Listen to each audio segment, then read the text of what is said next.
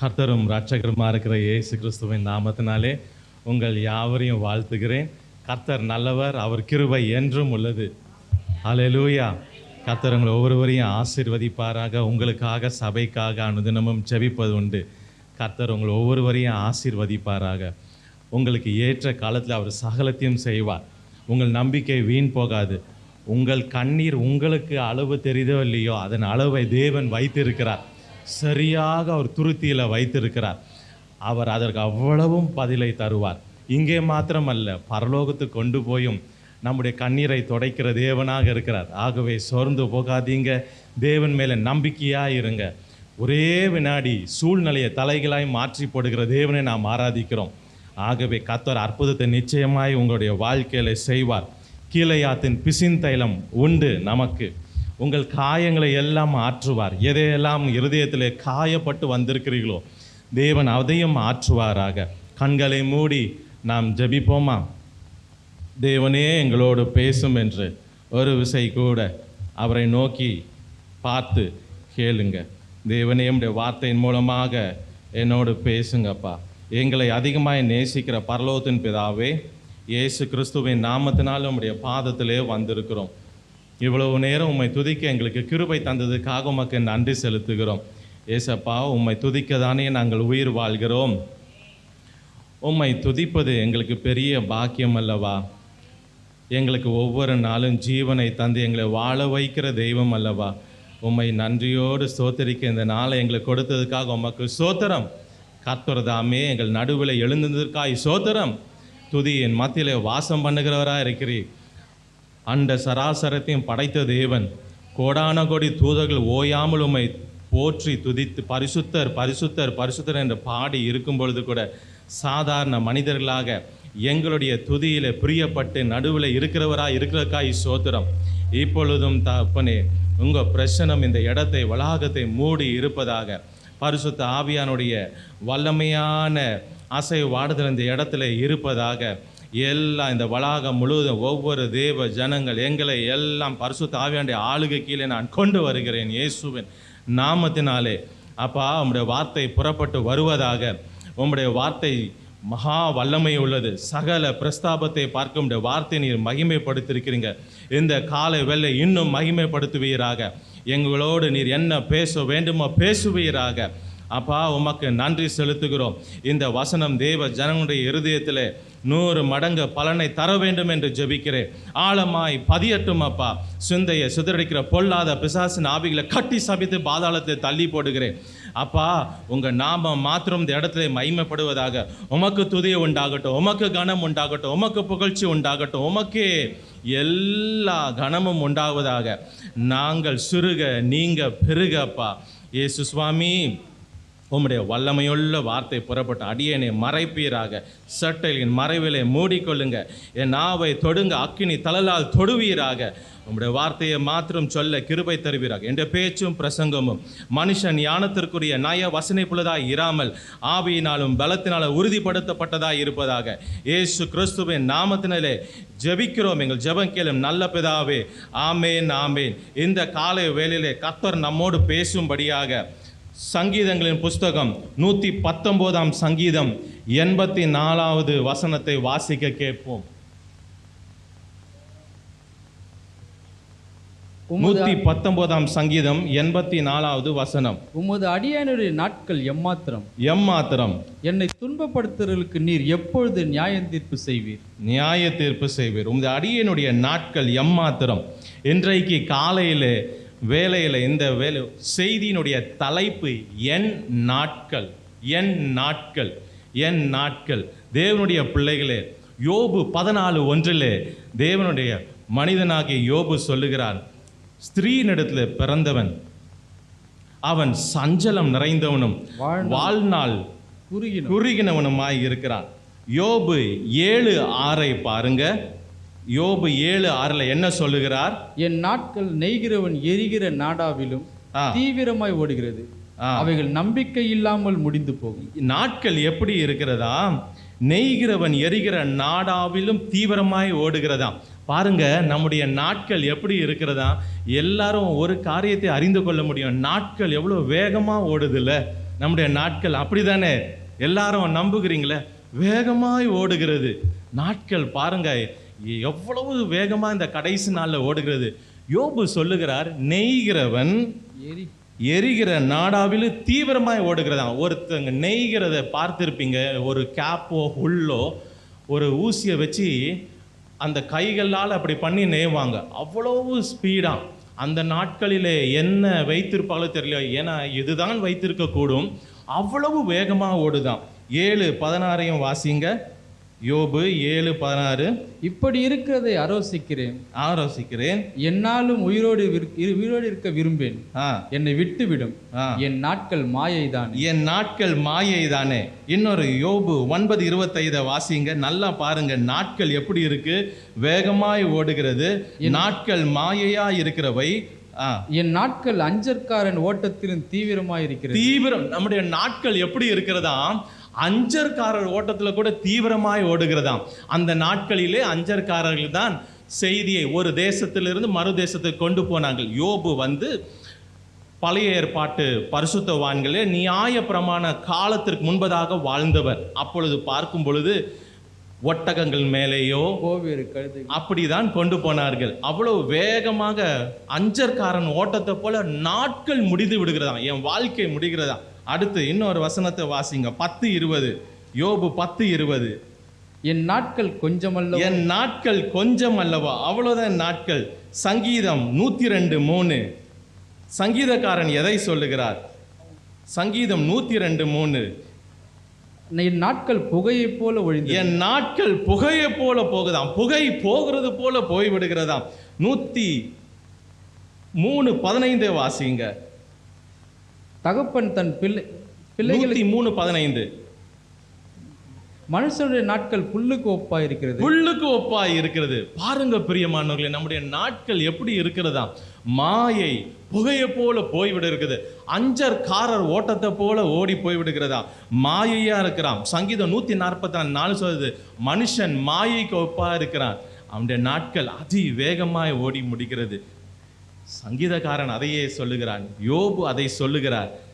மோசே தேவனுடைய மனுஷனும் சங்கீதம் 90 சங்கீதத்திலே 9-15 பாருங்களேன். எங்கள் நாட்கள் உமது கோபத்தால் போய்விட்டது, ஒரு கதையை போல எங்கள் வருஷங்களை கழித்து போட்டோம். எங்கள் ஆயுசு நாட்கள் 70 வருஷம், பலத்தின் மிகுதியால் 80 வருஷமா இருந்தாலும் அதன் மேன்மையானது வருத்தமும் சஞ்சலமுமே. அது சீக்கிரமாய் கடந்து போகிறது, நாங்களும் பறந்து போகிறோம். உமது கோபத்தின் வல்லமையும் உமக்கு பயப்படத்தக்க விதமாய் உமது உக்கிரத்தையும் அறிந்து கொள்ளுகிறவன் யார்? நாங்கள் ஞான இருதயம் உள்ளவர்கள் ஆகும்படி எங்கள் நாட்களை எண்ணும் அறிவை எங்களுக்கு போதித்தலும். கர்த்தாவே திரும்பி வரும், எதுவரைக்கும் கோபமாய் இருப்பீர்? உமது அடியாருக்காக பரிதபியும். நாங்கள் எங்கள் வாழ்நாளெல்லாம் களி கூர்ந்து மகிழும்படி காலையிலே எங்களை உமது கிருபையால் திருப்தியாக்கும் தேவரீர். எங்களை சிறுமைப்படுத்தின நாட்களுக்கும் நாங்கள் துன்பத்தை கண்ட வருஷங்களுக்கும் சரியா எங்களை மகிழ்ச்சியாக்கும். மனுஷனுடைய நாட்கள் எப்படி வேகமாக போகிறது பாருங்க பிரியமானவர்களே. பரிசுத்தவான்கள் இதை எழுதி வைத்திருக்கிறார்கள். நாட்கள் அவ்வளவு வேகமாக ஓடுகிறது. அலெக்சாண்டர் த கிரேட், அவன் ஏறத்தாழ உலகத்தின் பெரும் பகுதியை யுத்தம் செய்து பிடித்து விட்டான். அவன் சிறு வயதிலிருந்து அதற்கென்றே ஆயத்தப்படுத்தப்பட்டவன். அவன் நினைத்தான், இந்த உலகம் முழுவதும் நான் அதை பிடித்து விட்டு அதை ஆட்சி செய்வேன். ஆனால் துரதிருஷ்டவட்டமாக 32-33 வயதிலே அவன் மரிக்க வேண்டிய நிலையாயிற்று. மனுஷனுடைய நாட்கள் மாயை, அவன் நினைக்கிற காரியங்கள் படி அல்ல. பாருங்க, இதற்கு உள்ளாக அவனுடைய நாட்கள் கொஞ்சம்தான். அதற்கு உள்ளாகவே தேவன் எந்தெந்த காலங்களை வைக்கிறார். பிரசங்கி 3 1 7 வரைக்கும் 8 வரைக்கும் வாசிங்க. ஒவ்வொன்றிற்கும் நல்ல கவனிங்க. அவனுடைய நாட்கள் கொஞ்சம், மாயை போல் இருக்கிற நாட்களுக்கு உள்ளாகவே இத்தனை காலங்கள் வருகிறது. ஒவ்வொன்றிற்கும் ஒவ்வொரு காலம் உண்டு. ஒவ்வொரு காலம் உண்டு. வானத்தின் கீழ் இருக்கிற ஒவ்வொரு காரியத்திற்கும் ஒவ்வொரு சமயம் உண்டு. பிறக்க ஒரு காலம் உண்டு, இறக்க ஒரு காலம் உண்டு, நட ஒரு காலம் உண்டு, நட்டது பிடுங்க ஒரு காலம் உண்டு, கொல்ல ஒரு காலம் உண்டு, குணமாக்க ஒரு காலம் உண்டு, இடிக்க ஒரு காலம் உண்டு, கட்ட ஒரு காலம் உண்டு, அழ ஒரு காலம் உண்டு, நகைக்க ஒரு காலம் உண்டு, புலம்ப ஒரு காலம் உண்டு, நடனம் பண்ண ஒரு காலம் உண்டு, கற்களை எரிந்துவிட ஒரு காலம் உண்டு, கற்களை சேர்க்க ஒரு காலம் உண்டு, தழுவ ஒரு காலம் உண்டு, தழுவாமல் இருக்க ஒரு காலம் உண்டு, தேட ஒரு காலம் உண்டு, இழக்க ஒரு காலம் உண்டு, காப்பாற்ற ஒரு காலம் உண்டு, எரிந்து விட ஒரு காலம் உண்டு, கிழிக்க ஒரு காலம் உண்டு, தைக்க ஒரு காலம் உண்டு, மௌனமாய் இருக்க ஒரு காலம் உண்டு, பேச ஒரு காலம் உண்டு, சிநேகிக்க ஒரு காலம் உண்டு, பகைக்க ஒரு காலம் உண்டு, யுத்தம் பண்ண ஒரு காலம் உண்டு, சமாதானம் பண்ண ஒரு இத்தனை காலங்களும் மனுஷனுடைய கொஞ்ச நாட்களிலே தேவன் வைத்து இருக்கிறார். தேவனுடைய பிள்ளைகளே, இந்த உலகத்தானை பாருங்க. இந்த இருக்கிற கொஞ்ச நாட்களிலே அவன் யார் உண்மையான கடவுள் என்று அவன் தேடி தேடி கண்டுபிடிக்க முடியாமல் தன் நாட்களை அப்படியே போக்கி விடுகிறான். இன்னொரு சார கூட்டத்தார் இருக்கிறார்கள். தேவனை அறிந்து கூட உலகம்தான் தெய்வத்தை போல உலகத்தை அனுபவித்து வாழ்கிறவர்கள் இருக்கிறார்கள். ஆனால் நமக்கோ அப்படி அல்ல. தேவனுடைய பிள்ளைகளே, நமக்கு ஒரு நம்பிக்கை உண்டு. கொலோசியர் 1:27 சொல்கிறது, கிறிஸ்துவானவர் மகிமையின் நம்பிக்கையாக நமக்குள் இருப்பதே அந்த ரகசியம். அது மாத்திரமல்ல, இந்த உலகத்திலேயே நமக்கு ஒரு நம்பிக்கை உண்டு. நம்முடைய நாட்கள் கொஞ்சமா இருந்தாலும், மாயையான நாட்களா இருந்தாலும், புல்லுக்கு ஒப்பானதா இருந்தாலும், வேகமாய் ஓடுகிற அஞ்சற்காரன் ஓட்டத்தை போல இருந்தாலும், இவை எல்லாம் மத்தியிலும் தேவன் அத்தனை காலங்கள் உள்ள அடக்கி வைத்திருந்தாலும், இதற்கு மேலாக நமக்கு ஒரு நம்பிக்கை. என்ன நம்பிக்கை? அந்த நம்பிக்கை நம்மை வீண்படுத்தாது. இந்த உலகத்திலேயும் நம்மை ஆராதிக்கிற தேவன் எப்படியாப்பட்டவர்னா, காலத்திற்கு உட்படாத தேவனை ஆராதிக்கிறோம். காலத்துக்கு உட்படவே முடியாது. He is not bound by time or season. அவர் எதற்கும் உட்படாத சர்வ வல்லமுள்ள தேவனை ஆராதிக்கிறோம். அவர்தான் அல்வா, அவர்தான் ஒமேகா. அப்படியாப்பட்டவரை நாம் ஆராதிக்கிறோம். எவ்வளோ பாக்கியம் உள்ளவர் பாருங்க. அந்த சர்வ வல்லமுள்ள தேவனை நாம் ஆராதிக்கிறபடியால் நாம் நம்முடைய காலங்களையும் நாட்களையும் தேவன் இவ்வளவு கொஞ்சமா இருந்தாலும் அதில் சகல ஆசீர்வாதத்தை தருகிறார். இந்த பூமிக்குரிய நம்பிக்கை நமக்கு உண்டு. அது மாத்திரமல்ல, தீத்து 2:13 அப்போஸ்தலனாகிய பவுல் சொல்லுகிறார், ஒரு ஆனந்த பாக்கியம் இருக்காம். என்ன பாக்கியம்? அவர் வர காத்து கொண்டிருக்கிறோமா? முடிவு நமக்கு இங்கேயும் அல்ல, நாம் நித்திய நித்தியமாய் பரலோகத்தில் அவரோடு வாழ்கிறவர்களா இருக்கிறோம். என்ன பாக்கியம் பாருங்க. காலங்கள் நாட்கள் இந்த உலகத்திலே வாழ்கிற இயேசுவை அறியாதவனுக்கு ஒன்றும் புரியாதது போல இருக்கலாம், முடிந்து விடுகிறது போல இருக்கலாம், அதை கண்டுபிடிக்காதது போல இருக்கலாம். நமக்கு அப்படி அல்ல. நமக்கு இந்த உலகத்திலே ஒரு நம்பிக்கை உண்டு, பரம ராஜ்யத்திலே நம்பிக்கை உண்டு. நித்தியமாக அவரோடு சேர்ந்து அந்த பரலோகத்திலே நாம் வாழ போகிறோம். என்ன சந்தோஷம் பாருங்க, பாக்கியம் பாருங்க. தேவனுடைய பிள்ளைகளே, எசேக்கியா ராஜா என்று ஒருவன் இருந்தான். ஏசாயா 38:10 அவனுடைய நாட்கள் கொஞ்சத்திற்குள்ளாக வந்து விட்டது. திடீரென்று அந்த வசனத்தை வாசிங்க. 38:10, ஏசாயா 38:10. நான் என் பூரண ஆயுசின் வருஷங்களுக்கு சேராமல் பாதாளத்தின் வாசல்களுக்கு உட்படுத்துவேன் என்று என் நாட்கள் அறுப்புண்கிற போது சொன்னேன். அவன் நாட்கள் அறுப்புண்ண போகிறது என்று சொன்னான். நான் பூரண ஆயுசுக்குள் உட்படாதன்னு சொன்னான். ஆனால் அவன் தேவனை சார்ந்த மனுஷன், தேவனை நோக்கி தேடினவன், தேவனை நோக்கி தன் கண்ணீரை சொரிந்தவன். தேவன் அவனுக்கு எதை செய்தார் பாருங்க. 20ஆம் வசனத்தை பாருங்க. கர்த்தர் என்னை ரட்சிக்க வந்தார். ஆகையால் எங்கள் ஜீவனாலெல்லாம் கர்த்தருடைய ஆலயத்தில் என் கீத வார்த்தைகளை வாசித்து பாடுவோம் என்று எழுதி வைத்தான். அவன் நம்பிக்கை வீண் போகவில்லை பாருங்க. அவன் பூரண ஆயுசுக்குள்ளாக போகிறதற்குள்ளாக அவன் நாட்கள் முடிய இருந்தது. அவன் தேவனை நோக்கி கூப்பிட்ட போது தேவன் அதை பூரணப்படுத்தினார். இன்றைக்கும் சபைக்குள்ள வந்த நீங்க யாராவது பலவீனத்திலே, சுகவீனத்திலே, வியாதியிலே, என் நாட்கள் நீடிக்குமா, இல்லை என்னுடைய பூரண ஆயுசுக்கு நான் வருவேனா, இல்லை பாதியிலே முடியுமா என்று கலக்கத்தோடு இருப்பீர்கள் என்றால் கர்த்தர் உங்கள் ஆயுசு நாட்களை பூரணப்படுத்துவாராக. ஒவ்வொரு தேவ பிள்ளைகள் வந்த உங்கள் ஆயுசு நாட்களை பூரணப்படுத்துவார். யாத்திராகமம் 23:26 அதை தான் சொல்லுகிறது. அவர் ஆயுசு நாட்களை பூரணப்படுத்துகிறவர். உங்களுக்கு என்று வைத்த நாட்களை பூரணப்படுத்துவார். உங்க பிள்ளைகளுக்கு வைத்ததை அவர் பூரணப்படுத்துவார். ஒன்றும் உங்களை சேதப்படுத்த முடியாது. துஷ்டன் உங்கள் வழியாய் வர முடியாது. காரணம், அவர் பாதுகாவலர் நமக்காய் இருக்கிறார். பிரியமானவர்களே, அது மாத்திரமல்ல, தேவனுடைய பிள்ளைகளே, அவர் பூரணப்படுத்த சங்கீதம் 21:4 சொல்லுகிறது, நான் ஆயுசை கேட்டார், அவரோ தீர்க்க ஆயுசை தருகிறார். தீர்க்க ஆயுசை உங்கள் ஒவ்வொருவருக்கு தருவார். இவன் நாட்கள் பாதியிலே முடியும் என்று கலங்கினான். கர்த்தரை நோக்கி கூப்பிட்டவன் நாட்களுக்கு உட்படாதவர், காலங்களை தம்முடைய கரத்தில் வைத்து இருக்கிறவர், காலங்களையும் சூழ்நிலைகள் தலைகளாய் மாற்றுகிறவர். அதை மாற்றி அமைத்து அவனுக்கு கொடுத்தவன் அவன் சொல்லுகிறான், நான் என் ஜீவ காலமெல்லாம் உம்மை பாடுவேன். நாம் செய்யத்தக்கது ஒன்றே ஒன்று, அதான் நாம் வாழ்கிற இந்த நாட்களிலே, நமக்கு கொடுக்கப்பட்ட நாட்களிலே கொஞ்சமாய் இருந்தாலும், பறந்து போகிற அஞ்சற்காரனுடைய ஓட்டத்தை போல இருந்தாலும், மாயை போல இருந்தாலும், புகையை போல போறதா இருந்தாலும், நாம் என்ன செய்வோம்னா, நமக்கு ஜீவனை தந்த தேவனை என்னாலும் துதிக்கணும். துதித்து கொண்டே இருப்போம். நாட்களிலே எல்லா சூழ்நிலையிலும் துதிங்க. எசேக்கியா ராஜா அழகா எழுதி வைக்கிறார் பாருங்க, கர்த்தர் என்னை ரட்சிக்க வந்தார், ஆகையால் எங்கள் ஜீவ நாளெல்லாம் கர்த்தருடைய ஆலயத்தில் என் கீத வாத்தியங்களை வாசிப்பேன் என்று சொல்லுகிறார். தேவனுடைய பிள்ளைகளே, கர்த்தர் அப்படியே செய்வாராக. இன்றைக்கும் இந்த என் நாட்கள் என்று சொல்லப்பட்டதிலே நான் ஒரு 7 காரியங்களை உங்களுக்கு நான் சொல்லுகிறேன். நேரம் அனுமதிக்கிறபடி நான் வேகமாக போகிறேன். 7 காரியம் என் நாட்களிலே ஒவ்வொரு தேவ பிள்ளைகள், சின்ன பிள்ளைகள் முதல் பெரியோர் வரைக்கும், என் நாட்களிலே நான் செய்ய வேண்டியவை, நான் செய்கிறவை, நான் செய்ய போகிறது என்ன? என் தேவன் எனக்கு கிருபையாய் கொடுத்த நாட்கள், தேவன் எனக்கு கிருபையாக ஈவாய் கொடுத்த நாட்களில் நான் என்ன செய்யணும்? முதலாவது ஒரு மனிதனுடைய நாட்களை பார்ப்போம். ஆதியாகமத்தின் புஸ்தகம் 6வது அதிகாரம் 9வது வசனம். ஆதியாகமம் 6:9. நோவாவின் வம்ச வரலாறு. நோவா தன் காலத்திலே இருந்தவர்களுக்குள்ளே நீதிமானும் உத்தமனுமாய் இருந்தான். நோவா தேவனோடு சஞ்சரித்துக் கொண்டிருந்தான். கர்த்தருக்கு மகிமை உண்டாவதாக. நோவா தன் காலத்திலே, என் நாட்களிலே, முதலாவது நோவாவை நாம் பார்ப்போம். அவன் நாட்களில் அவன் என்ன செய்தானாம்? சஞ்சரித்து கொண்டிருந்தான் தேவனோடு.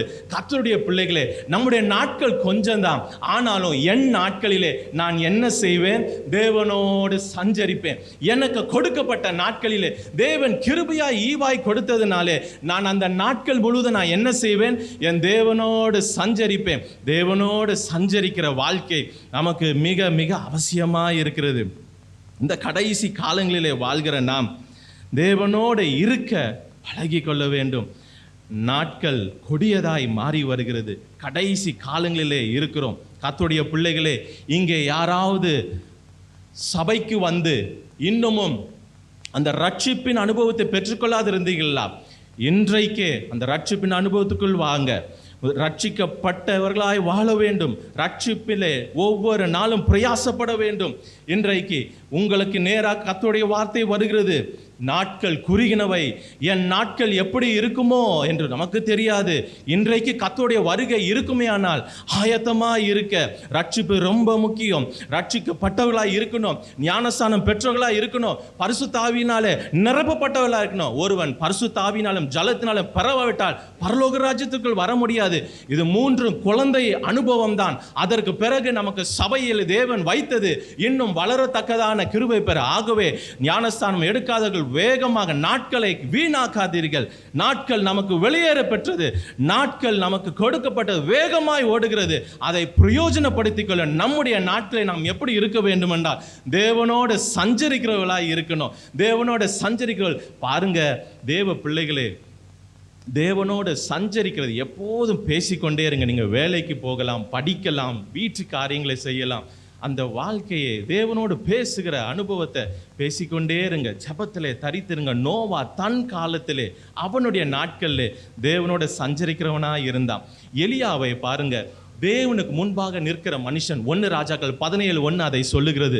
நான் யார் என்றால் தேவனுக்கு முன்பாக நிற்கிறவன். எப்போதும் தேவனுக்கு முன்பாக நிற்கிறவன். தேவனுக்கு முன்பாக நிற்கிறவனுடைய வாழ்க்கையை பாருங்க. கர்த்தர் அவனை அழகா போஷிக்கிறார், அவனை பராமரிக்கிறார். கர்த்தர் அவன் ஜபத்தை கேட்கிறார். அந்த 1 ராஜாக்கள் 17:6, 18 எல்லாம் பார்த்தீங்கன்னா எலியா ஜெபிக்கிறார், வானத்திலிருந்து அக்கினி வருகிறது. பெரிய ஜபம் கிடையாது, 39 வார்த்தை உள்ள ஜபம் தான், வெறும் 39 வேர்ட்ஸ் தான் அந்த இடத்துல போடப்பட்டிருக்கு. அவ்வளவுதான். தேவன் வானத்திலிருந்து அக்கினி எடுக்கிறார். ஏன் இறக்குகிறார்? ஏன் அப்படி செய்கிறார்? ஏன்னா கர்த்தருக்கு முன்பாக நிற்கிறேன், நான் தேவனோடு சஞ்சரிக்கிறேன். கர்த்தர் என்னை போஷிப்பார், கர்த்தர் என்னை பராமரிப்பார், கர்த்தர் என் ஜபத்தை எல்லாம் கேட்பார். பிள்ளை மரித்திருக்கு, நான் ஜெபம் பண்ணா எலும்பு வரும். வானத்திலிருந்து அக்கினி இறங்க வேண்டும் என்றால் நான் 39 வார்த்தையை சொல்லி ஜெபித்தால் போதும், அக்கினி இறங்கி வரும். அது மாத்திரமல்ல, தேவனுக்கு முன்பாக நிற்கிற மனுஷன் மேலதான் கர்த்தருடைய கை வந்து இறங்கும். 18ஆம் அதிகாரம் 1 ராஜாக்கள் கடைசி வசனத்தை வாசிங்க. கர்த்தருடைய கை எலியாவின் மேல் இருந்ததினால் அவன் தன் அறையை கட்டிக்கொண்டு இஸ்ரவேலுக்கு வருமட்டுமாக ஆகாபுக்கு முன் ஓடினான். வேகமாக வாழ்க்கையில ஒரே இடத்துல நின்று கொண்டு இருக்கிறீர்களா? முன்னேற முடியாமல், வேலையில முன்னேற முடியாமல், எந்த இடத்துல முன்னேற்றம் இல்லாமல் நிற்கிறீங்களா? நல்லா ஜெபியுங்க, தேவனோட சஞ்சரிக்க பழகுங்க. ஒரு வேகத்தை கொடுப்பார். அந்த வேகம் என்னென்றால் ஒரு சாதாரண மனுஷனுக்கு உண்டான வேகம் அல்ல. அது யோசித்து பாருங்க. யுத்த குதிரை, யுத்தத்திற்கு பழக்கி வைக்கப்பட்ட குதிரை ரதம் எவ்வளவு வேகமாக ஓடும். அதை காட்டிலும் வேகமாக ஓடக்கூடிய பலத்தை கர்த்தர் தருகிறார் என்றால் எங்கிருந்து பெற முடிகிறது? தேவனோடு சஞ்சரிக்கிற வாழ்க்கையை தான் பெற முடிகிறது. கர்த்தருடைய கை உங்க மேல இருக்க வேண்டும் என்றால், கர்த்தருடைய கரம் உங்கள் மேல இருக்க வேண்டும் என்றால், பிள்ளைகள் மேல இருக்க வேண்டும் என்றால் தேவனோட சஞ்சரிக்க பழகுங்க. இந்த நாட்கள்ல, என் நாட்களிலே நான் என்ன செய்வேன்? என் தேவனோட சஞ்சரிப்பேன். மரியாளை பாருங்க பிரியமானவர்களே, தன்னை விட்டு எடுபடாத நல்ல பங்கை தெரிந்து கொண்டால் அவர் பாதத்தை பற்றி கொள்ளுகிற பாக்கியம். உலகத்திலே நான் உங்களுக்கு சொல்லுகிறேன், இன்வெஸ்ட்மெண்ட் ஒன்று பண்ணுவது உண்டு. நாம் எதன் மேல இன்வெஸ்ட்மெண்ட் பண்ணுவோம்? எதுல நிறைய ரிட்டர்ன்ஸ் வருதோ, எதுல நிறைய லாபம் வருதோ அதுல தானே இன்வெஸ்ட்மெண்ட் பண்ணுவோம். லாபமே வராத ஒரு காரியத்தில் நாம் இன்வெஸ்ட்மெண்ட் பண்ண மாட்டோம். பணத்தை அதில் முதலீடு செய்ய மாட்டோம். லாபம் எதுல அதிகமாய் வருகிறதோ அதுல தான் முதலீடு செய்வோம். யாராய் இருந்தாலும், படித்தவளாட்டும் படிக்காதவளாட்டும், ஒரு எல்லாருக்கும் ஒரு காரியம் தெரியும். ஒரு லாபம் வரும் என்றால் அதில் நாம் முதலீடு செய்வோம். இந்த உலகத்திலே நமக்கு லாபமாய் வருகிறது ஒன்றே ஒன்று, தேவனுடைய பாதத்திலே உட்கார அனுபவம் தான். தேவனோடு சஞ்சரிக்கிறது மாத்திரமே உங்களை விட்டு எடுபடாத பங்கு என்று தேவன் சொல்லி இருக்கிறார். அதுக்கு மாத்திரம்தான் அதிகமான ரிட்டர்ன், அதுக்கு மாத்திரம்தான் அதிகமான பலன், அதுக்கு மாத்திரம் அதிகமான லாபம். மித எல்லாவற்றுக்கும் நாம் படுகிற பிரயாசம், நாம் படுகிற எல்லா காரியத்திற்கும் வீண் பிரியமான. அதான் பிரசங்கியிலே அவன் எழுதி வைத்தான், நான் என் மாயின் நாட்களிலே நான் பார்த்ததெல்லாம் வீண், நான் சகலத்தையும் கண்டவன், எல்லாவற்றையும் அனுபவித்தவன், ஆனால் வீண். தேவனுடைய பாதத்தை பற்றி கொண்ட, தேவனோட சஞ்சரிக்கிறவன் அதிக லாபம் வரும், அதிக ஆசீர்வாதம் வரும். தேவனோட சஞ்சரிங்க, தேவனோட இருக்க பழகி கொள்ளுங்க. உங்கள் வாழ்க்கை ஆசீர்வதிக்கப்படும். தேவன் ஆசீர்வதிப்பார், போஷிப்பார், பராமரிப்பார், குறையில்லாமல் நடத்துவார். அவருடைய கரம் உங்கள் மேலே, உங்கள் பிள்ளைகள் மேலே, உங்கள் வீட்டின் மேலே, உங்கள் வம்சத்தின் மேலே இருக்கும். எலியாவின் மேலே இருந்தது. எலிசாவுடைய வாழ்க்கையிலும் நீங்கள் அதே பார்க்க முடியும். எலிசாவும் சொல்கிறான், நான் தேவனுக்கு முன்பாக நிற்கிறவன். அவன் மேலேயும் கர்த்தருடைய கரம் வந்து அமர்ந்தது. எப்பொழுதுதான் சுரமண்டல காரர்களை கொண்டு வாருங்கள் என்று வாசிக்கும் பொழுது கர்த்தருடைய கை அவன் மேலே வந்ததாய் பார்க்கிறோம். பிரியமானவர்களே, தேவனோட சஞ்சரிங்க. நாட்கள் கொஞ்சம் தான் இருக்கிற நாட்கள், தேவனோட சஞ்சரிங்க. உங்களுடைய குடும்பமும் பிள்ளைகளும் ஆசீர்வதிக்கப்படும். இந்த நாட்கள் கிருபையாக தேவன் நம்மை ரட்சித்து இருக்கிறார். அவரை அறிகிற அறிவிலே நம்மை நடத்தி வருகிறார். தேவனை நாம் அறியாமல் இருந்தால் நம்முடைய நாட்கள் பாருங்க எவ்வளவு பயனற்றதும் வீணுமாய் இருக்கும். ஆனால் நமக்கு தேவன் கிருபையாக நம்மை ரட்சித்தவர். அவருக்கென்று உங்கள் நாட்களை செலவிடுங்க. என் நாட்களில் நான் சஞ்சரிப்பேன். தேவனோடு இருக்கும் பொழுது மத்தேயு 15:32 வாசிங்கள. மத்தேயு 15:32, மார்க் 8:2 வாசிங்க. கர்த்தருக்கு மகிமை உண்டாகட்டும். பின்பு இயேசு தம்முடைய சீஷர்களை அழைத்து, ஜனங்களுக்காக பரிதபிக்கிறேன். இவர்கள் என்னிடத்தில் 3 நாள் தங்கியிருந்து சாப்பிட ஒன்றுமில்லாதிருக்கிறார்கள். இவர்களை பட்டினியாய் அனுப்பிவிட எனக்கு மனதில்லை. வழியில் சோர்ந்து போவார்களே. மார்க் 8:2 வாசிங்களேன். கர்த்தருக்கு மகிமை உண்டாகட்டும். ஹல்லேலூயா. ஜனங்களுக்காக பரிதபிக்கிறேன். இவர்கள் இப்பொழுது என்னிடத்தில் தங்கியிருந்த 3 நாளாய் சாப்பிட ஒன்றுமில்லாதிருக்கிறார். என்னோட தங்கி இருக்கிறாங்கப்பா. தேவன் பரிதாபப்படுகிறார் பாருங்க. அவரோடு கூட இருக்கும் பொழுது அவர் உள்ளம் எவ்வளவு பரிதாபப்பட, ஐயோ என் பிள்ளை என்னோடு இருக்கு, என்னோட சஞ்சரித்து கொண்டு இருக்கு, நான் பசியாய் விடமாட்டேன், நான் இந்த உலகத்திலே தேவையில விடமாட்டேன், நான் உலகத்திலே குறைவுல விடமாட்டேன், அவனை தேவையில ஒரு நாள் விடமாட்டேன். தேவன் ஆசீர்வதித்து அனுப்புகிறார், திருப்தி ஆக்குகிறார். அந்த 2 இடத்துலையும் பார்த்தினா கீழே திருப்தி ஆக்கி மீதம் எடுக்க செய்கிற அனுபவத்தை கொடுக்கிறார். உங்கள் வாழ்க்கையில் உங்கள் குடும்பத்திலையும் தேவன் செய்வார், திருப்தி ஆக்குவார், ஒன்றிலும் குறைவு வைக்க மாட்டார், மீதம் எடுக்க செய்வார். ஏன்? அவருக்கு முன்பாக நிற்கிற அனுபவம், அவரோடு சஞ்சரிக்கிற அனுபவம். என் நாட்களிலே அப்படி இருப்பேன். உபாகமம் 33:3 பாருங்களேன். யார் அவருடைய பாதத்தில் இருப்பாராம்? அழகாக சொல்லப்பட்டிருக்கிறது. உபாகமம் 33:3. மெய்யாகவே அவர் ஜனங்களை சிநேகிக்கிறார். மெய்யாகவே அவர் ஜனங்களை சிநேகிக்கிறார். அவருடைய பரிசுத்தவான்கள் எல்லாரும் உம்முடைய கையில் இருக்கிறார்கள். அவர்களுடைய பாதத்தில் விழுந்து யார் விழுந்து இருப்பாங்களா அவருடைய பாதத்திலே? பரிசுத்தவான்கள். பரிசுத்தவான்கள். பாவி விழ முடியாது அவர் பாதத்திலே. அக்கிரமக்காரன் அவர் பாதத்திலே விழுந்திருக்க முடியாது. அக்கிரமம் உன்னையும் தேவனையும் பிரித்து விடுமாம். ஆனா யார் அவருடைய பாதத்தை பற்றி பிடித்திருப்பாங்களாம்? பரிசுத்தவான்கள் பாதத்திலே விழுந்து இருப்பார்களாம். கர்த்தருடைய பிள்ளைகளே, தேவனுடைய பாதத்திலே விழுந்து சஞ்சரிங்க. என் நாட்களிலே வீணாய் நான் போக விட மாட்டேன். என் நாட்கள் நான் அப்படியே கழித்து போட மாட்டேன். என் நாட்கள் கொஞ்சம் தான். என் நாட்கள் புகையை போல போகிறது தான். என் நாட்கள் வேகமாய் ஓடுகிறான். அந்த நாட்களில், என் நாட்களிலே நோவாவை போல நான் தேவனோடு சஞ்சரிப்பேன், அவர் பாதத்தில் விழுந்திருப்பேன். அதிகமான பலன் எனக்கு உண்டாகும். ஒரு அழகிய பாடல் இருக்கிற, உம்மோடு செலவிடும் ஒவ்வொரு நிமிடமும் வீணாக போகாதையா, என்னை பலவானாய் மாற்றுதையா. உம்மோடு செலவிடும் ஒவ்வொரு நிமிடமும் வீணாக போகாதையா, என்னை பலவானாய் மாற்றுதையா. ஓ தேவ பிரசன்னம், என்ன ஆனந்தம். ஓ தேவ பிரசன்னம், என்ன ஆனந்தம். ஆகாயம் கொண்டு செல்லுதே, ஆகாயம் கொண்டு செல்லுதே,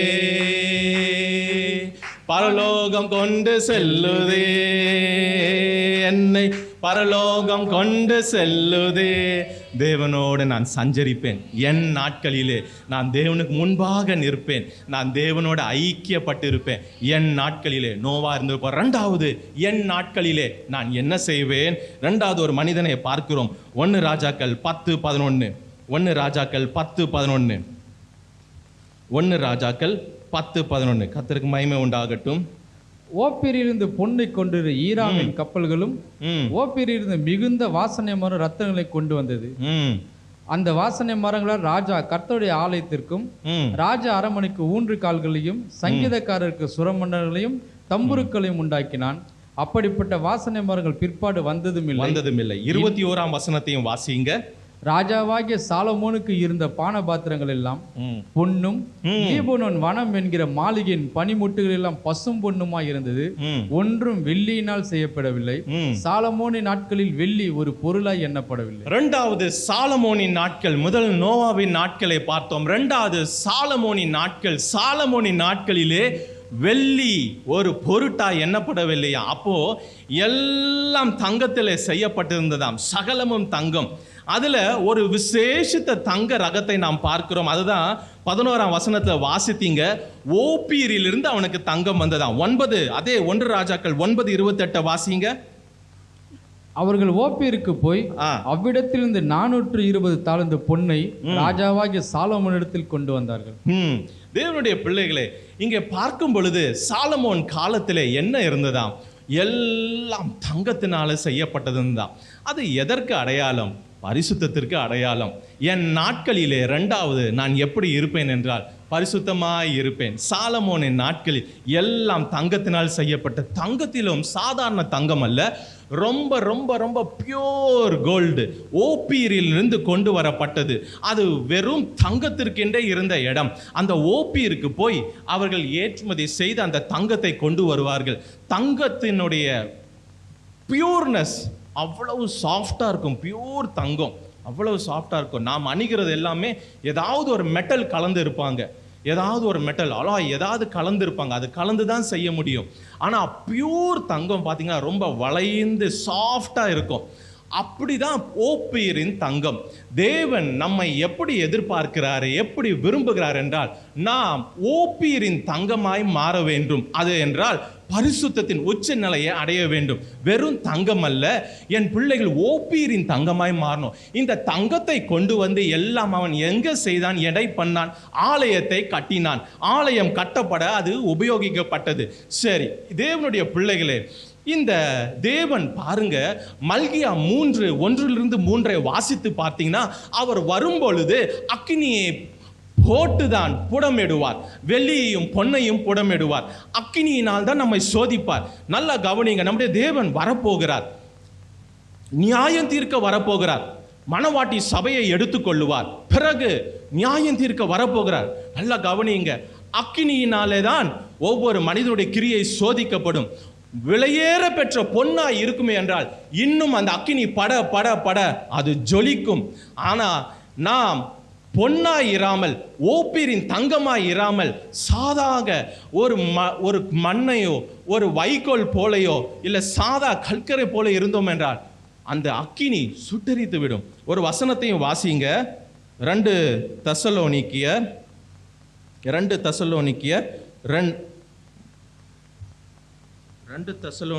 3:8 நினைக்கிறேன். 2 தெசலோனிக்கேயர் 3:8. ஒருவனிடத்திலும் இலவசமாய் சாப்பிடாமல், ஒரே நிமிஷம், 2 தெசலோனிக்கேயர் 1:8. கர்த்தராக இயேசு தமது வல்லமையின் தூதரோடும் ஜுவாலித்து எரிகிற அக்கினியோடும் வானத்திலிருந்து வெளிப்படும் போது அப்படி ஆகும். அப்போ அவர் அக்கினி ஜுவாலித்து எரிகிற அக்கினியோடு வருவாராம். அப்போ வெறும் தங்கம் மாத்திரம்தான், அந்த அக்கினி பட பட பட அது இன்னும் பிரகாசிக்கும். அது ஓப்பீரின் தங்கமாய் இருக்க வேண்டும் என்று கர்த்தர் விரும்புகிறார். சங்கீதம் 45:9 வாசிங்க. சங்கீதம் 45:9. இந்த சங்கீதம் 45வது சங்கீதம் ஒரு தீர்க்க தரிசனமான சங்கீதம். யாரை குறித்து? மணவாளனாகிய கிறிஸ்துவை குறித்து, மணவாட்டி சபையை குறித்து. மணவாட்டி இது முழுவதும் தீர்க்க தரிசனமாக சொல்லப்பட்டது. அதிலே அவர் 8வது வசனம், அவர் புறப்படுகிற இடம், அவர் சபைக்காக தன்னுடைய மணவாட்டிக்காக வருகிறதை நல்லா கவனிங்க. 8-9 வாசிங்க. தந்தத்தினால் செய்த அரமனையிலிருந்து புறப்படுகையில் நீர் மகிழும்படி உமது வஸ்திரங்கள் எல்லாம் வெள்ளை போலும் சந்தனம் லவங்கம் வாசனை பொருந்தியதா இருக்கு. அவர் வரும்பொழுது அப்படி இருக்கிறது. 9 உமது நாயகிகளுக்குள்ளே அரசரின் குமாரத்திகளும் உண்டு. ராஜஸ்திரி ஓப்பீரின் தங்கம் அணிந்தவளாய் உமது வலது பார்சத்தில். ராஜஸ்திரி எப்படி இருப்பாளாம்? ஓப்பீரின் தங்கம் அணிந்தவளாக எங்கே நிற்பாளாம்? வலது பார்சத்திலே. மத்தேயுவிலே 25ஆம் அதிகாரம் நினைக்கிறேன், அங்கே வலது பக்கத்திலே அவர் செம்மறி ஆடுகளையும் வெள்ளாடுகளையும் இடது பக்கத்தில் நிறுத்துகிறார். வலது பக்கத்தில் உள்ள செம்மறி ஆடுகளை தேவன் செம்மறி ஆடுகளை தமது வலது பக்கத்திலும் வெள்ளாடுகளை தமது இடது பக்கத்திலும் நிறுத்துகிறார். அப்பொழுது ராஜா தமது வலது பக்கத்தில் நிற்பவர்களை பார்த்து, வாருங்கள் என் பிதாவினால் ஆசீர்வதிக்கப்பட்டவர்களே, உலகம் உண்டானது முதல் உங்களுக்காக ஆயத்தம் பண்ணப்பட்ட ராஜ்யத்தை சுதந்தரித்துக் கொள்ளுங்கள். வலது பக்கத்தில் இருக்கிறவள், இப்போ இந்த குமாரத்தி வலது பக்கத்தில் நிற்கிறவள் எப்படி இருக்கிறாளாம்? ஓப்பீரின் தங்கம் அணிந்தவளாக இருக்கிறான். ஓப்பீரின் தங்கம் அவ்வளவு தங்கத்தில் ஜொலிக்க. பிரியமானவர்களே, தேவனுடைய பிள்ளைகளே, தேவன் நம்முடைய நாட்களிலே, என் நாட்களிலே நாம் எப்படி இருக்க வேண்டும் என்று, ஓப்பீரின் தங்கத்தை போல பரிசுத்தமாய் இருக்க வேண்டும் என்று விரும்புகிற தேவன். மணவாட்டி அப்படிதான் இருக்கணும். மணவாட்டி அலங்கரிப்பு அதில் தான் இருக்கணும், பரிசுத்தத்தில் அலங்கரிக்கப்பட்டவளாக இருக்கணும். தேவன் நம்ம அழைத்ததே பரிசுத்தத்துக்கு தான் அழைத்து இருக்கிறார். இந்த தங்கம் எப்படி ஓப்பீரின் தங்கம் ஆலயம் கட்ட போனதோ அதே போல இந்த நாம் தங்கமாய் மாறும் பொழுது எங்கே போறோம் என்றால், வெளிப்படுத்தும் விசேஷத்தை வாசிக்கும் பொழுது அந்த பிலதெல்பியா சபையை பார்த்து சொல்லுகிறார், தேவாலயத்திலே உன்னை நான் தூணாக்குவேன். நாமும் ஓப்பீரின் தங்கமாய் இருக்கும் பொழுது அங்கே போய் வாசிங்க. ஜெயம் கொள்ளுகிறவன் எவனோ 3:12 ஜெயம் கொள்ளுகிறவன் எவனோ அவனை என் தேவனுடைய ஆலயத்திலே தூணாக்குவேன். அப்போ அந்த ஓப்பீரின் தங்கம் ஆலயம் கட்ட போகிறது. நாம் ஓப்பீரின் தங்கமாய் மாறும் பொழுது நாமும் அங்கே தேவாலயத்தில் தூண்களுக்கு போய் சேருகிறவர்களாக இருக்கிறோம். எவ்வளவு பாக்கியம் பாருங்க. தேவ பிள்ளைகளை பரிசுத்தமாய் வாழும் நம்முடைய நாட்களில், என் நாட்களில் ரெண்டாவது நான் எப்படி இருப்பேன் என்றால் பரிசுத்தமாய் இருப்பேன். தேவன் விரும்புகிற பரிசுத்தம் என்னிலே காணப்படும். கிருபை கர்த்தர் தருவாராக. நாம் இன்னும் இன்னும் இன்னும் பரிசுத்தமாகி கொண்டே போக அவருடைய சாயலுக்கு ஒப்பாக. ஏன் நமக்கு சபையை கொடுத்தார்? கிறிஸ்துவின் நிறைவான வளர்ச்சிக்கு ஒப்பாக, அவருடைய சாயலுக்கு ஒப்பாய் மாறவே. தேவனுடைய பிள்ளைகளை, சபை உபதேசத்திற்கு இடம். உபதேசம் இங்கே தான் சபையிலிருந்து உங்களுக்கு புறப்பட்டு வரும். சத்திரத்திலே அவனை சேர்த்த போது சத்திரன்காரன்காரர்களை ஒப்பு கொடுத்து அவனை பராமரிக்க சொன்னார். பராமரிப்பு என்றால் பராமரித்து அவருடைய சாயலுக்கு ஒப்பாய் மாற்றுகிற இடம்தான் சபை. அவர் வரும் பொழுது அவர் இருக்கிற வண்ணமாக இருக்க, அதற்கு தான் உபதேசம். உபதேசம் என்பது ஒரு மனிதனை மாற்றுகிறது. ஆனால் சுவிசேஷம் அப்படி கிடையாது. சுவிசேஷம் நமக்கு உள்ளே கொண்டு வருகிறதுக்காக, ஒரு தேவனுடைய சபைக்குள்ளே கொண்டு வருவதற்காக நமக்கு பிரசங்கிக்கும். ஆனால் சபைக்குள்ளே உபதேசம் எப்படி மாற்றுகிறதா? ஓப்பீரின் தங்கமாய் மாற்றுகிறதா? நாம் என்னுடைய நாட்களில் எப்படி இருப்பேன்? பரிசுத்தமாய் ஓப்பீரின் தங்கமாய் மாறுவேன். மூன்றாவது, என் நாட்களில் நான் எப்படி இருப்பேன்? ஆதியாகமம் 10:25. ஆதியாகமம் 10:25. கர்த்தருக்கு மகிமை உண்டாகட்டும். ஏலேகுக்கு 2 குமாரர் பிறந்தார்கள். பேலேகுக்கு 2 குமாரர் பிறந்தார்கள். ஒருவனுக்கு பேலேகு என்று பேர், ஏனெனில் அவனுடைய நாட்களில் பூமி பகுக்கப்பட்டது. அவன் நாட்களில் பூமி பகுக்கப்பட்டது. மூன்றாவது ஒரு மனிதனை பார்க்கிறோம். முதல்ல நோவா, இரண்டாவது சாலமோனின் நாட்கள், மூன்றாவது பேலேகினுடைய நாட்கள். பேலேகினுடைய நாட்கள் என்ன நடந்தது? பூமி பகுக்கப்படுகிறது. பூமி 2ஆக பிரிகிறது. நல்லா கவனித்து பாருங்க. இந்த பேலேகு என்பவன் நோவாவிலிருந்து 5வது வம்சத்துக்கு, நோவாவிலிருந்து நோவாவினுடைய பேர பிள்ளைகளை பிறந்தவன் 5வது வம்சம். அவனுக்கு கீழே 5வது வம்சத்திலே தான் ஆபிரகாம் வந்து பிறக்கிறார். நல்லா கவனிங்க. இந்த பேலேகு 2 பேருக்கு நடுவில் இருக்கிறான். முன்பு பார்த்தீங்கன்னா 5 தலைமுறைக்கு முன்பதாக நோவா, அவனுடைய 5 தலைமுறைக்கு கீழே ஆபிரகாம். 5 என்றால் கிருபை. நோவா ஏற்கனவே தேவனுடைய பார்வையிலே கிருபை பெற்றவன். இந்த கிருபை பெற்றவனுடைய 5வது தலைமுறையில் இந்த பேலேகு வந்து பிறக்கிறான். அப்போ 5 என்றால் கிருபை. இந்த பேலேகினுடைய நாட்களை என்ன நடந்தாம்? பூமி பகுக்கப்பட்டதாம். அப்படி என்றால் தேவன் பூமியை பிரித்தாராம். உங்களையும் என்னையும் கிருபையினாலே ரட்சித்தார். கிருபையினாலே பிரித்திருக்கிறார். அதான் எபேசியர்ல வாசிக்கிறோம், கிருபையை கொண்டு நாம் ரட்சிக்கப்பட்டோம். தேவன் நம்மை பிரித்தார். பேலேகினுடைய நாட்களிலே ஒரு பிரிவு உண்டானது. அதுபோல என் நாட்களிலே 3வது என்னன்னா, ஒரு பிரதிஷ்டையுள்ள ஜீவியம் இருக்க வேண்டும். என்னுடைய ஜீவியத்தில், என் நாட்களிலே ஒரு பிரதிஷ்டையுள்ள ஜீவியம். ஏன் இதை பிரதிஷ்டையுள்ள ஜீவியம் என்று சொல்லுகிறேன்? கர்த்தருடைய பிள்ளைகளே, அவன் நாட்களிலே பூமி பகுக்கப்பட்டது, பூமி பிரிக்கப்பட்டது. தேவன் பிரித்தார். பிரித்ததின் நோக்கம் ஒரே ஒரு காரியத்திலிருந்து வேகமாக நாம் பார்க்கலாம். ஆதியாகமத்தின் புஸ்தகம் 1வது அதிகாரம் 4வது வசனத்தை வாசிங்க வேகமாக. வெளிச்சம் நல்லது என்று தேவன் கண்டார். வெளிச்சம் நல்லது என்று கண்டார். அடுத்து என்ன செய்கிறார்? அவர் வெளிச்சத்தையும் இருளையும் தேவன் வெவ்வேறாக பிரிக்கிறார். பேலேகினுடைய நாட்களிலே பூமி பகுக்கப்பட்டது, பிரிக்கப்பட்டது. அவனுக்கு கிருபை, அவனுக்கு முன்பதாக இருந்தவன் மேலும் கிருபை, அவனும் கிருபை. 5 என்றால் கிருபை. அவன் கீழே வந்த ஆபிரகாம் கிருபை. அப்போ கிருபைக்கு நடுவில் இருக்கிறவ கிருபையினாலே ராட்சி. எபேசியர் 2ஆம் அதிகாரம் 1, 3, 5 பாருங்க. என்ன வசனம் சொல்லுகிறது? தேவன் நம்மை பிரித்ததை அக்கிரமங்களினாலும் பாவங்களினாலும் மரித்து வர இந்த உங்களை உயிர்ப்பித்தார். அவைகளில் நீங்கள் முற்காலத்தில் இவ்வுலக வழக்கத்திற்கேற்றபடியாகவும் கீழ்ப்படியாமன் பிள்ளைகளிடத்தில் இப்பொழுது கிரியை செய்கிற ஆகாயத்து அதிகார பிரபுவாகிய ஆவிக்கேற்றபடியாகவும் நடந்து கொண்டீர்கள். அவர்களுக்குள்ளே நாம் எல்லாரும் முற்காலத்திலே நமது மாம்ச இச்சையின்படியே நடந்து நமது மாம்சமும் மனசும் விரும்பினவர்களை செய்து சுபாவத்தினாலே மற்றவர்களைப் போல கோபாக்கினின் பிள்ளைகளாய் இருந்தோம். தேவனோ இரக்கத்தில் ஐஸ்வர்யம் உள்ளவராய் நம்மில் அன்பு கூர்ந்த தம்முடைய மிகுந்த அன்பினாலே அக்கிரமங்களில் மரித்தவர்களாய் இருந்த நம்மை கிறிஸ்துவோடு கூட உயிர்ப்பித்தார். இப்படிதான் நம்மை பிரித்தார். எப்படி அவனுடைய நாட்களிலே பகுக்கப்பட்டது போல என்னுடைய நாட்களிலேயும் தேவன் என்னை பிரித்திருக்கிறார். ஏன் பிரித்திருக்கிறார்? பிரித்ததின் நோக்கம் என்ன? அவர் கிருபையினாலே என்னை பிரித்தார். அதான் எபேசியர்ல வாசிக்கிறோம், இவன் நாட்களிலே பகுக்கப்பட்டது எனக்கு அவர் கிருபையினாலே என்னை பிரித்தார். பிரித்ததினால என்னன்னா, அவர் என்னை என்னவாய் மாற்றினார்? 5ஆம் வசனத்தை வாசிக்கும் பொழுது, தேவன் வெளிச்சத்துக்கு பகல் என்று பெயரிட்டார். எனக்கு என்ன பெயரை கொடுத்தார்? என்னை பிரித்தார். இந்த உலகத்திலிருந்து என்னை பிரித்தார். பிரித்தவர் எனக்கு என்ன பெயரிட்டார்? பகல். பகலுக்குரியவனாக இருக்க எனக்கு பெயரிட்டார். 1 தெசலோனிக்கர் 5:5 வாசிங்க. 1 தெசலோனிக்கர் 5:5.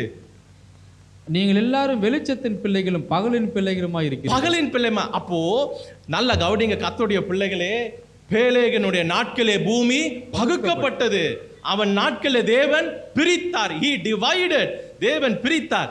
ஏன் பிரித்தார்? கிருபையினால உங்களை என்னையும் உலகத்திலிருந்து பிரித்தார். பிரித்தது எதற்கு? அவர் நமக்கு பகல் என்று பெயரிட்டார். இப்போ பகலின் பிள்ளைகளாய் இருக்கிறோம். சரி, இப்போ இது எதற்கு, என்னத்திற்காக பகலின் பிள்ளைகள் என்று பெயரிட்டார்? 14ஆம் வசனத்தை வாசிங்க. மேலும் சகோதரரே, பின்பு இல்ல, ஆதியாகமம் 1:14. ஆதியாகமம் 1:14. பின்பு தேவன் பகலுக்கும் இருளுக்கும் வித்தியாசம் உண்டாக்கத்தக்க. நல்லா கவனிங்க, நான் சொன்னேன் பிரதிஷ்டையுள்ள ஜீவியம், பிரதிஷ்டையுள்ள ஜீவியம். அப்போ இந்த பிரதிஷ்டையுள்ள ஜீவியத்திற்குள்ள தேவன் எவ்வளவு அழகாக கொண்டு வரார் பாருங்க. அவர் நம்மை பிரிக்கிறார், பகல் என்று பெயரிடுகிறார். பகல் பெயரிட்ட பிறகு அவர் எதற்கு இதை செய்கிறார்னா, ஒரு வித்தியாசத்தை கொண்டு வர. நமக்கும் உலகத்தானுக்கும் ஒரு வித்தியாசம், நமக்கும் பிரதிஷ்டை இல்லாத ஜனங்களுக்கு ஒரு வித்தியாசம், நமக்கும் பெயர் கிறிஸ்தவங்களுக்கு ஒரு வித்தியாசத்தை கொடுக்க. அதற்கு தான் பூமி பகுக்கப்பட்டது. அதற்கு தான் நம்மை பகுத்தார். அதுதான் நமக்கு பிரித்தெடுத்தார். ஏன்? நாம் மற்றவர்களை போல ஜீவிக்க முடியாது. ஆகவே தேவன் பிரித்து வித்தியாசத்தை கொடுத்தார். எபேசியர் 5:8 வாசிங்க. இந்த வித்தியாசம் என்ன? எபேசியர் 5:8. முற்காலத்தில் நீங்கள் அந்தகாரமாய் இருந்தீர்கள். அந்தகாரமாய் இருந்தோம், இப்பொழுதோ கர்த்தருக்குள் வெளிச்சமாய் இருக்கிறீர்கள். வெளிச்சமாய் இருக்கிறீர்கள். வெளிச்சத்தின் பிள்ளைகளாய் நடந்து கொள்ளுங்கள். இப்போ ஒரு வித்தியாசம். எதற்கு? வெளிச்சத்துக்கு இருளுக்குள்ள பிள்ளைகளுக்கு நேராக. அடுத்து தேவன் எதை செய்கிறார்? அந்த வித்தியாசத்தை உண்டாக்கி அடுத்து அவர் செய்கிற காரியத்தை பாருங்க பிரியமானவர்களே. சுடர்கள் உண்டாக கடவுது என்றார். நம்மை ஜீவ சுடர் ஒளியாக மாற்ற விரும்புகிறார். வித்தியாசத்தை கொண்டு வந்து பிலிப்பியர் 2:14-15 வாசிக்கும் பொழுது, இந்த உலகத்தில் நீங்கள் எப்படி இருக்கிறீங்களாம்? ஜீவ சுடர் ஒளிகளாக இருக்கிறாமாம். அவர் அவ்வளவாக பிரிக்கிறார், நம்மை பிரிக்கிறார். இது எதை குறிக்கிறது என்னால், பிரதிஷ்டையுள்ள ஜீவியத்தை குறிக்கிறது. என்னாகமத்தின் புஸ்தகம் 6ஆம் அதிகாரத்தை வேகமாக 8ஆம் வசனத்தை வாசித்தீங்கன்னா, நசரேயனுக்கு உண்டான விரதத்தை குறித்து சொல்லப்படுது. லேவியராகமம் 22:2 ஆரோனை பிரிக்கிறார்.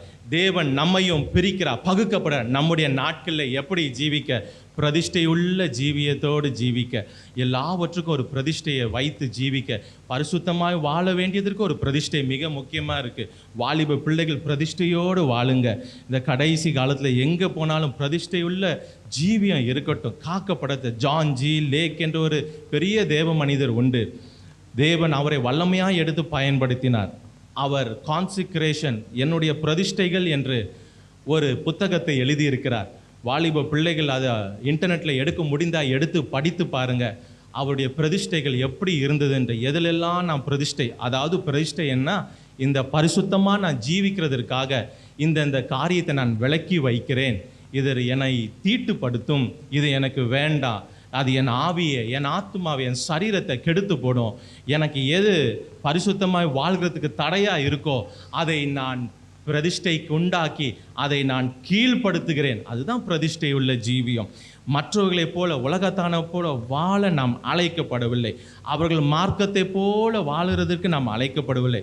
நம்மை பார்த்த உடனே தெரியணும் கர்த்தருடைய பிள்ளைகள் என்று. நம்முடைய சுபாவம் பேச்சு, நம்முடைய செயல், இதெல்லாம் மிக முக்கியம். கனி உள்ள வாழ்க்கை நிறைந்தவர்களாக இருக்க வேண்டும். ஆவியின் கனிகளால் நிரப்ப, அதுதான் வித்தியாசத்தை கொடுக்கும்.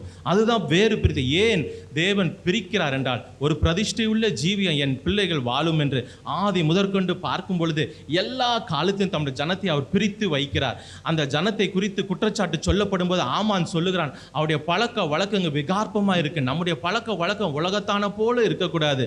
எதிலெல்லாம் பிரதிஷ்டை வேணுமோ பிரதிஷ்டையை வைத்துக் கொள்ளுங்க. ஜீவியம் பரிசுத்தமாக இருக்கட்டும். உங்கள் பிள்ளைகளை பக்தியிலே வளருங்க. ஃபோனெல்லாம் பார்த்து கொண்டு நேரத்தை கொஞ்ச நாட்கள், என் நாட்களில் நான் எப்படி இருப்பேன், பரிசுத்தமாக இருப்பேன், என் நாட்களில் நான் எப்படி இருப்பேன், பிரதிஷ்டையுள்ள ஜீவியத்தை ஜீவேன் என்று வாழ வைங்க. பிரியமானவர்களே, கர்த்தர் மகிமையான காரியத்தை உன்னதத்திலே நம்மை வைத்திருக்கிறார். அவரோடு சிங்காசனத்தில் உட்கார வைப்பேன் என்று சொல்லியிருக்கிறார். லவோதிக்கேயா சபையை குறித்து சொல்லும் பொழுது, ஜெயங்கொள்ளுகிறவன் எவனோ அவனை என்னுடைய சிங்காசனத்தில் வைப்பேன் என்று. எவ்வளவு பெரிய பாக்கியம் பாருங்க. ஆகவே பிரதிஷ்டையுள்ள ஜீவியம். நாலாவது என்னுடைய நாட்களிலே நான் எப்படி இருப்பேன். யாத்திராகமம் 2:11. யாத்திராகமம் 2:11. மோசே பெரியவனான காலத்தில் அவன் தன் சகோதரரிடத்தில் போய் அவர்கள் சுமை சுமைக்கிறதை பார்த்து தன் சகோதரராகிய எபிரேயரில் ஒருவனை ஒரு எகிப்தியன் அடிக்கிறதை கண்டு அங்கும் இங்கும் பார்த்து ஒருவரும் இல்லை என்று அறிந்து எகிப்தியனை வெட்டி அவனை மணலிலே புதைத்து போட்டான். மோசே பெரியவனான காலத்தில் முதல்ல ஒரு மனிதன் நோவாவின் நாட்களை பார்த்தோம், சாலமோனின் நாட்களை பார்த்தோம், பேலேகினுடைய நாட்களை பார்த்தோம். இப்போ மோசேயின் நாட்கள். மோசே பெரியவனான காலத்தில் அதே வசனத்தை, அதே பெரியவனான காலத்திலே அவன் எதை செய்தான் என்று எபிரேயர் 11:24 தெளிவாய் காண்பிக்கிறது பாருங்க. எபிரேயர் 11:24. விசுவாசத்தினாலே மோசே தான் பெரியவனான போது பார்வோனுடைய குமாரத்தின் மகன் எண்ணப்படுவது வெறுத்து அனித்தியமான பாவத்தை சந்தோஷங்களை அனுபவித்து தேவனுடைய ஜனங்களுடைய துன்பத்தை அனுபவிப்பதையே தெரிந்து கொண்டான். இனிவரும் பலன் மேல் நோக்கமாயிருந்து எகிப்தில் உள்ள பொக்கிஷங்களிலும் கிறிஸ்துவ நிமித்தம் ஒரு நிந்தையை அதிக பாக்கியம் என்று எண்ணினான். நல்லா கவனிங்க, ஒரு வார்த்தை பாருங்க. 26ஆம் வசனத்துல இனி வரும் பலன் மேல் நோக்கமாயிருந்து. நாலாவது, என் நாட்களில் நான் எப்படி இருப்பேன் என்றால் இனி வரும் பலன் மேல் நோக்கமாக இருப்பேன். இந்த உலகத்தில் உண்டாக்குற பலன் அல்ல, எனக்கு வரும் இனிமேல் வரும் பலன். பழைய ஏற்பாட்டு காலத்திலே நியாயப்பிரமாணம் கொடுக்கப்படுறதுக்கு முன்பதாகவே தேவ மனிதன் எப்படி வாழ்ந்தான் பாருங்க. அநித்தியமான பாவ அந்த சந்தோஷங்களை அனுபவிப்பதை பார்க்கிலும் தேவ பிள்ளைகளோட துன்பத்தை அனுபவிப்பதையே தெரிந்து கொண்டு, எதற்கு நான் துன்பத்தை அனுப்பேன்? சகல வசதிகள் உள்ள பார்வோன் அரண்மனையில் தானே நான் இருக்கிறேன், ஆனால் வேண்டாம் என்று. ஏன்னா இனி வரும் பலன் மேல் நோக்கம். பிள்ளைகள், தேவனுடைய பிள்ளைகளே, நமக்கும் உங்களுக்கு எனக்கும் இனி வரும் பலன் மேல நோக்கமாக இருப்போம். பெரிய பலனை தேவன் வைத்திருக்கிறார். இவர் பாருங்க, அந்த காலத்திலேயே இனி வரும் பலன் மேல் நோக்கமாக இருக்கிறானா. பரிசுத்த காலங்களிலே, ஆவியானுடைய காலத்திலே, இயேசுவின் இரத்தத்தினால சம்பாதிக்கப்பட்ட சபையின் காலத்திலே வாழ்கிறோம். நமக்காக எல்லாவற்றையும் அவர் கொடுத்தார். அவ்வளவு அவமானத்தையும் நிந்தையும் அடைந்தார்.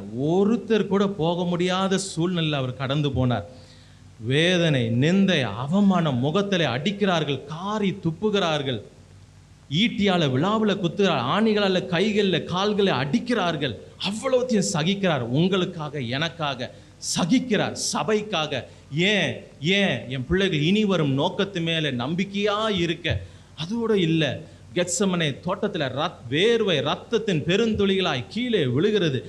ஆனாலும் அந்த பாதைக்குள்ளாக போகிறார். பிதாவாகிய தேவன் அவரை நொறுக்க சித்தமானார் என்று வேதம் சொல்லுகிறது. நொறுக்க சித்தமா, உடம்பு எல்லாம் வாரினால் அடித்து பீத்து எடுக்கப்பட்டது. தேவன் பிள்ளை எதற்காக? பரலோக ராஜ்யத்திலே என்னுடைய பிள்ளைகளை சேர்க்கணும், இல்லை பரலோகத்தில் அவளை கொண்டு வரணும், என்னோட சிங்காசனத்தில் உட்கார வைக்கணும் தானே. இந்த உலகத்திற்குரிய காரியத்தை அவர்கள் எண்ணுவார்கள் என்று நினைத்து அல்ல, சபை அதற்காக அவர் செய்யவில்லை. இனி வரும் பலன் மேல் என் பிள்ளைகள் நோக்கமாக இருப்பார்கள். மரித்தது அதற்கு தானே அவர் உயிரோடு எழுந்தார். எதற்கு? அவர் இனிமேல் வரும் பலன் மேல் நோக்கமாக இருக்க. ஆகவே நம்முடைய நாட்களில் எது மேலே நோக்கமாக இருக்குன்னா, இனிமேல் வரும் பலன் மேலே நோக்கமாக இருங்க. எல்லாவற்றுக்கும் பலனை அவர் கொண்டு வருகிறார். ஒவ்வொரு கிரியைக்கும் பலனை கொண்டு வருகிறார். இந்த பூமியில மனுஷர்கள் உங்களை அங்கீகரிக்கிறாங்களோ இல்லையோ, நீங்க செய்கிறதற்கு அங்கீகாரம் கிடைக்குதோ இல்லையோ, தகுந்த பணமோ ஊதியமோ கிடைக்குதோ இல்லையோ, எல்லா காரியத்திற்கும் நீங்கள் செய்கிறது மறைக்கப்படுகிறதோ இல்லை நீங்கள் செய்கிற உதவி மறைக்கப்படுகிறதாலும் சரி, எது நடந்தாலும் அவர் பலனை கொண்டு வருகிறார். நான் வருகிறேன், என்னோடு கூட பலன் வருகிறது. எல்லா மனுஷனுடைய கிரியைக்கு பலனை கொண்டு வருகிறவரா இருக்கிறார். உங்களை ஏமாற்றுவர்களுக்கு சரி, உங்களை துன்பப்படுத்துவர்கள், நஷ்டப்படுத்த எல்லாவற்றுக்கும் பலன். அதான் மோசே, இனி வரும் பலன் மேல் நான் நோக்கமா இருப்பேன். என் நாட்களிலே நான் எப்படி இருப்பேன் என்றால், இனி வரும் பலன் மேல் நோக்கமா இருப்பேன். பிலிப்பியர் 3:8 11 13 14 வாசித்தீங்கன்னா அப்போஸ்தலனாகிய பவுல் சொல்லுகிறார் பாருங்க. பிலிப்பியர் 13:14 மட்டும் வாசிங்க, 3ஆம் அதிகாரம். அது மாத்திரமல்ல, என் கர்த்தராகிய கிறிஸ்து இயேசுவை அறிகிற அறிவின் மேன்மைக்காக எல்லாவற்றையும் நஷ்டம் என்று எண்ணிக்கொண்டிருக்கிறேன்.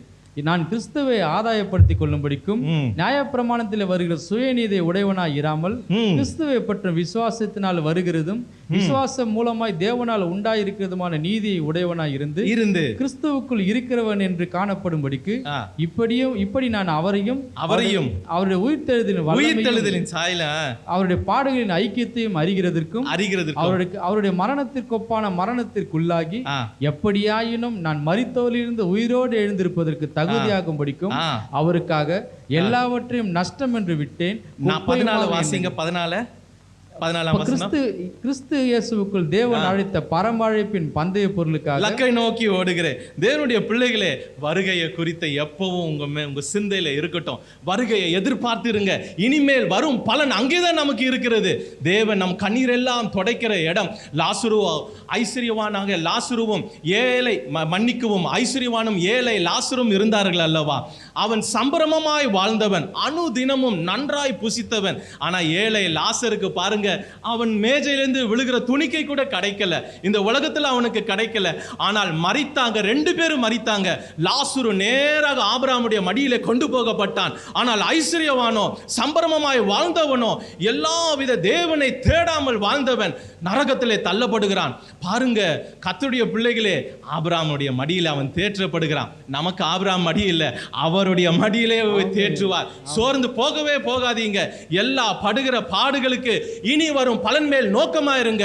பழைய ஏற்பாட்டு காலத்திலேயே நியாய பிரமாணம் கொடுக்கப்படுறது முன்பதாகவே மோசேக்கு இனி வரும் பலன் மேல் ஒரு நம்பிக்கை, இனி வரும் பலன் மேல் ஒரு உங்களுக்கு எனக்கும் அதிகமாக இருப்பதாக, அதிகமாக அவருடைய வருகை ஒவ்வொரு நாளும் எதிர்நோக்கி காத்து ஆயத்தப்பட்டு கொண்டே இருப்போம்.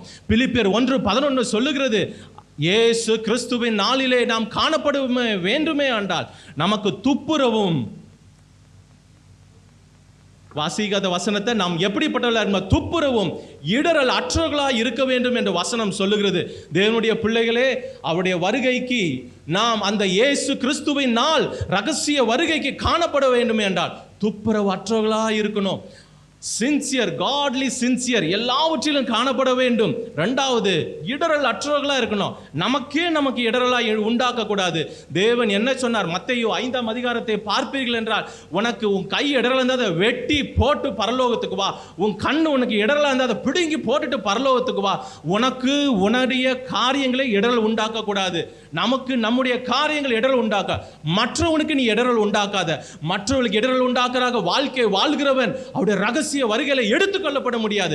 வசனம் அப்படி சொல்லுகிறது. துப்புரவும் இடரல் அற்றவர்கள் வாழ்க்கை வாழ கர்த்தர் நமக்கு கிருபை கொடுப்பாராக. வேகமாக ஒரே ஒரு காரியம், மற்றவர்களுக்கும் நாம் இடரல் உண்டாக்க இருக்கணும். மத்தேயு 5:29-30 நமக்கும் இடரல் உண்டாக்க கூடாது. மற்றவருக்கு ரோமர் 14:13 வாசியுங்க.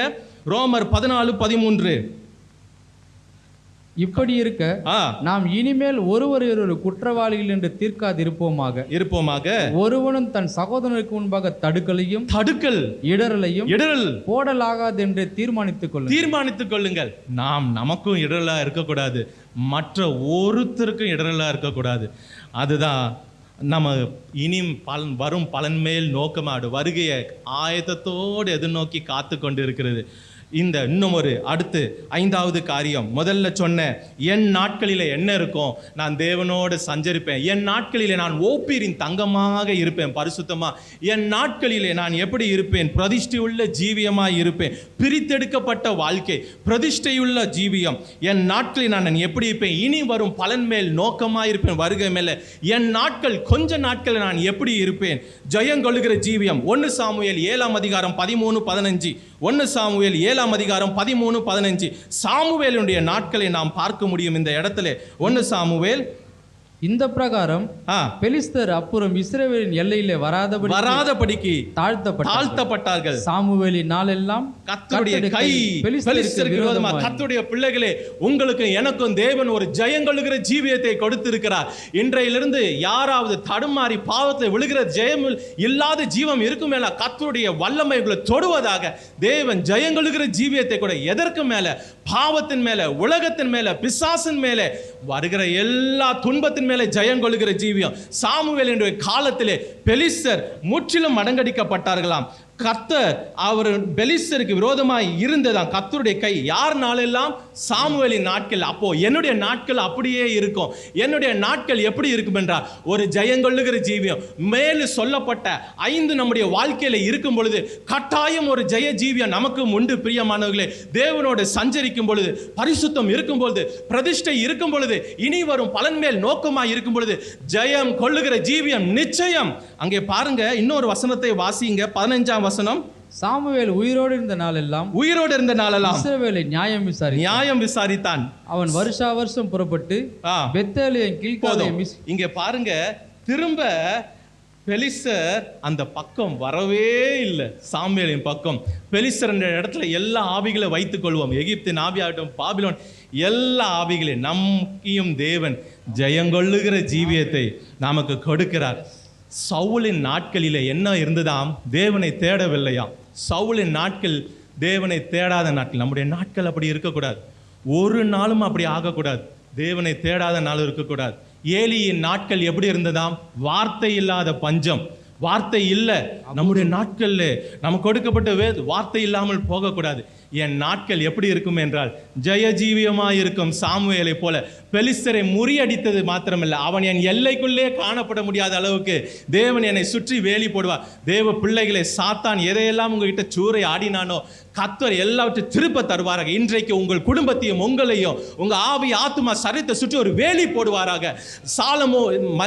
சாமுவேலின் நாட்கள் இருந்த ஒரு ஜெய கொள்ளுகிற வாழ்க்கை உங்கள் ஒவ்வொருவர் மீதும் இறங்குவதாக கர்த்தர் அப்படியே செய்வாராக. இங்கே பாருங்க, அவன் வேகமாக 1 யோவான் 5:4 வாசிங்க. 1 யோவான் 5:4. தேவனால் பிறப்பதெல்லாம் உலகத்தை ஜெயிக்கும். நம்முடைய விசுவாசமே உலகத்தை ஜெயிக்கும். நாம் ஜெயிக்கிறவர்கள், நாம் தேவனால் பிறப்பிக்கப்பட்டவர்கள். ஆகவே நமக்கு ஒரு ஜெயங்கொள்கிற வாழ்க்கை. நம்முடைய நாட்கள் எப்படி இருக்கும் என்றால் சாமுவேலை போல ஜெயங்கொள்ளுகிற ஜீவியம், ஜெயங்கொள்ளுகிற சத்ரு அந்த எல்லையிலேயே காணப்படாத படிக்கு கர்த்தர் ஒரு ஜெய ஜீவியத்தை கொடுக்கிறார். மேலே சொல்லப்பட்ட அந்த 4 காரியங்கள் இருக்கும்போது 6வது என் நாட்கள் எப்படி இருக்கும் என்றால் யோசுவா 24:31. யோசுவா 24:31. என் நாட்கள், கர்த்தருக்கு மகிமை உண்டாகட்டும். யோசுவா 24:31.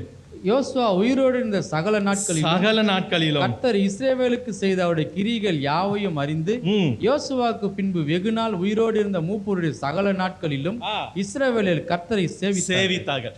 என் நாட்கள் நான் என்ன செய்வேன் என்றால் கர்த்தருக்கு ஊழியம் செய்வேன். 24 யோசுவா 24:15 வாசித்தீங்கன்னா நானும் என் வீட்டாருமே வென்றால் கர்த்தரையே சேவிப்போம். தேவனுடைய பிள்ளைகளே, இந்த நாளிலே முடிவெடுங்க.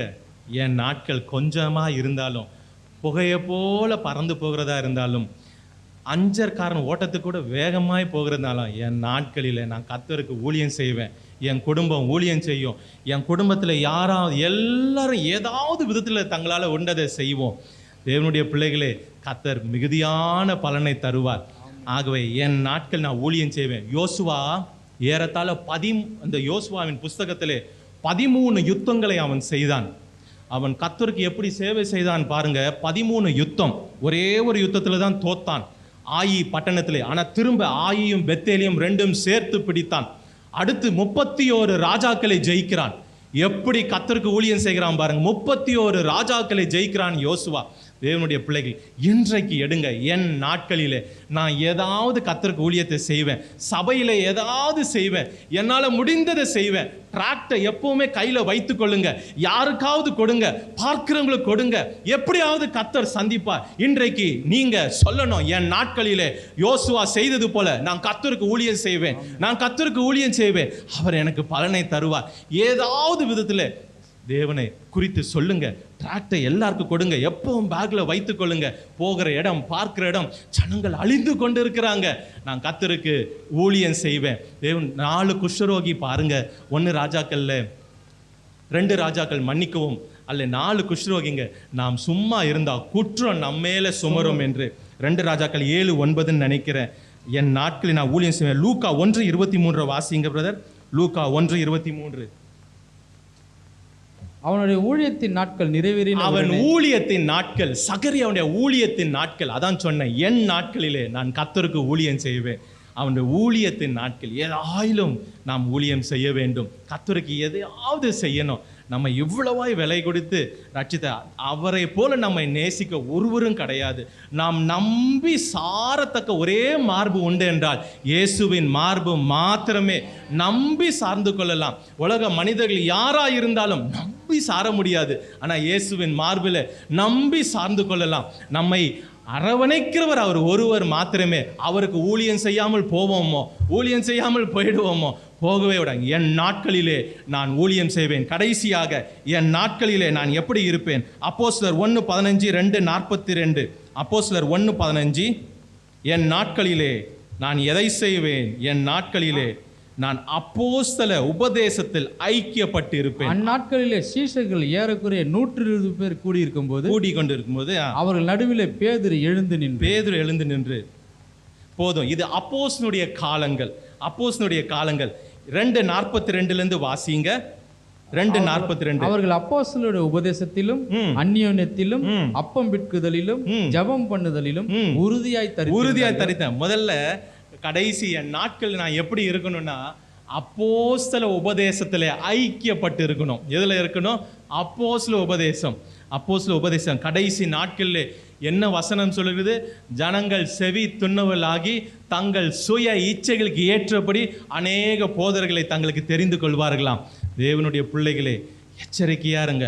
அப்போஸ்தலர் உபதேசத்துல தான் ஐக்கியமா இருக்கணும், வேற ஒரு உபதேசம் அல்ல.